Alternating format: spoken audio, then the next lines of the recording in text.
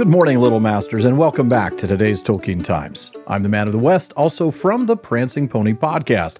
It's time to get week 36 of today's Tolkien Times underway with Mailbag Monday. Now, Mitch Y. writes in with a short question. Let's see if it has a short answer. What would have been Fëanor's opinion of the race of men had he ever met and interacted with them? Well, now, I don't think it's going to take a lot for us to at least get some fuel for speculation. Let's start with Chapter 7 of the Silmarillion, of the Silmarils, and the unrest of the Noldor. In those days, moreover, though the Valar knew indeed of the coming of men that were to be, the elves as yet knew naught of it, for Manwë had not revealed it to them.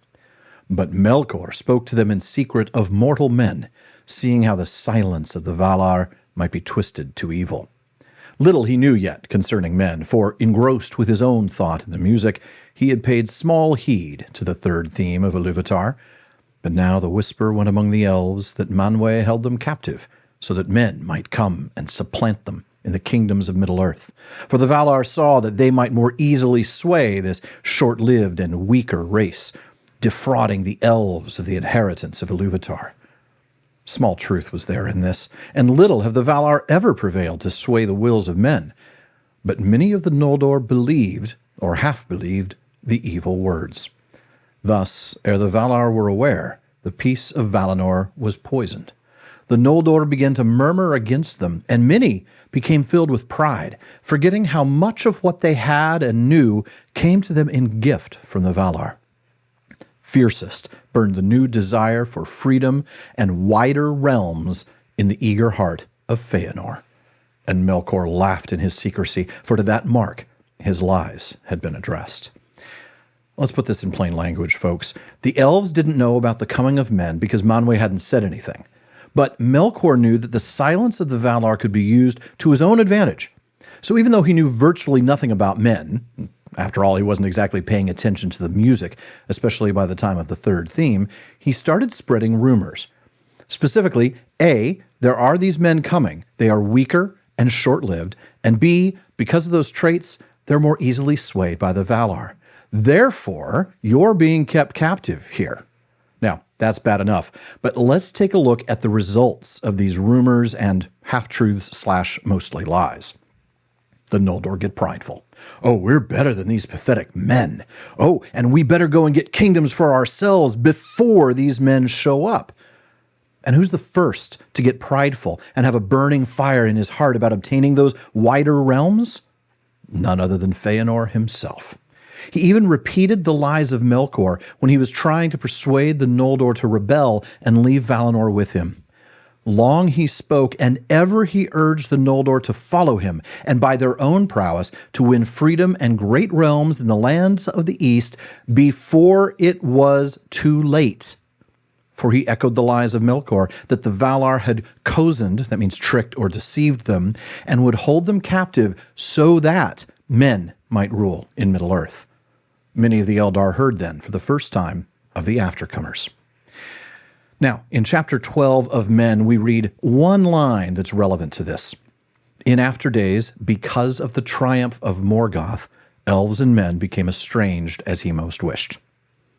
So, he had a lot to do with that. Now, it is true that Caranthir, one of Fëanor's sons, rescued Haleth, and the Haladin recognized their valor and even offered them land and protection, but honestly, that's the closest we have to anything on the pro side. The truth is that Fëanor looked down on other elves for not being Noldor. Heck, he even looked down on his half-brother for being merely his half-brother. He was willing to slaughter the Teleri, fellow elves, their kin, their allies, and then abandon most of his own people, the Noldor, by burning the ships at Lothscar. Now, at best, at absolute best, Fëanor would have just dismissed them as lesser creatures, unworthy of his attention. But given his rhetoric earlier in Valinor, he was basically saying to these as yet unborn men, you will not replace us, while in the middle of a crowd carrying torches, no less.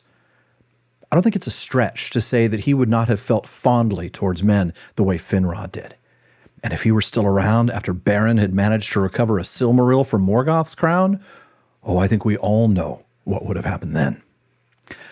So yeah, Fëanor's opinion of men, again, at very best, he would have thought them irrelevant, like the way we might think of ants. We're not going to go out of our way to crush them, but we're not going to go out of our way to avoid stepping on them.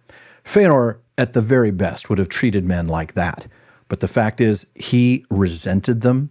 He built this image of them in his head based on Morgoth's lies, that they were going to be the usurpers of authority and power in Middle-earth, and that is why the Valar brought them over.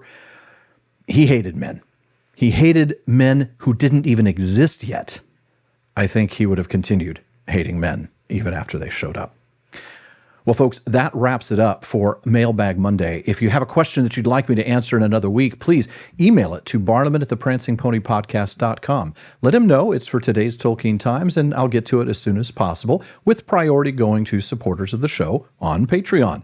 Speaking of which, if you would like to help me keep making this show better every series, please visit patreon.com/Tolkien Times to find out how you can join my content council, listen to a bonus episode every week, and more. Now, join me again tomorrow on today's Tolkien Times for Tolkien Tuesday, as we learn more about the professor himself and his friends, the Inklings. If you're watching this on YouTube, please like and subscribe. Follow or subscribe in your podcast apps, and follow @Tolkien Times on social media. Finally, as Faramir says, go with the goodwill of all good men.